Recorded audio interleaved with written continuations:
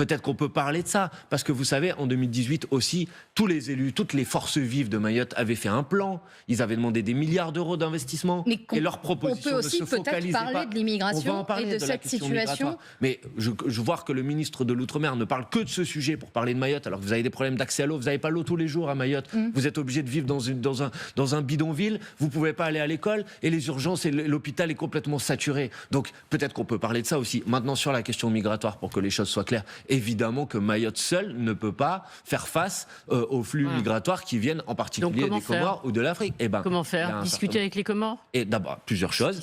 Premièrement, sur les situations d'urgence, il y a une procédure qui est le visa territorialisé qui dit qu'en fait, c'est Mayotte qui doit assumer seul les difficultés. Moi, je suis contre ça. Je pense que la solidarité nationale doit s'appliquer sur, par exemple, des enfants ou parfois, pourquoi ce serait à Mayotte d'assumer seul le devoir de solidarité qui est le nôtre? Et ensuite, il faut s'attaquer aux causes de la migration. Et causes de la migration, ça passe nécessairement par une discussion avec les autres pays, avec les Comores en particulier, pour que eux, ils mettent en place un certain nombre de mesures qui ne favorisent pas l'exil. Oui, bien sûr, c'est compliqué. Bien sûr que c'est compliqué. C'est très difficile. Je vous dis pas que c'est facile. Mais en l'occurrence, pour l'instant, parce que l'autre mesure, c'est quoi? L'autre proposition, la mienne est compliquée, mais l'autre, elle est inefficace. Réformer le droit du sol? Mais madame, le droit du sol ne s'applique déjà plus à Mayotte en l'état actuel. Il est déjà réduit, mais il le réduira encore un peu plus. C'est pas dissuasif. Il n'a pas été réduit. Une personne de nationalité étrangère qui vient à Mayotte et un enfant qui naît de parents de nationalité étrangère à Mayotte n'a pas la nationalité française à Mayotte.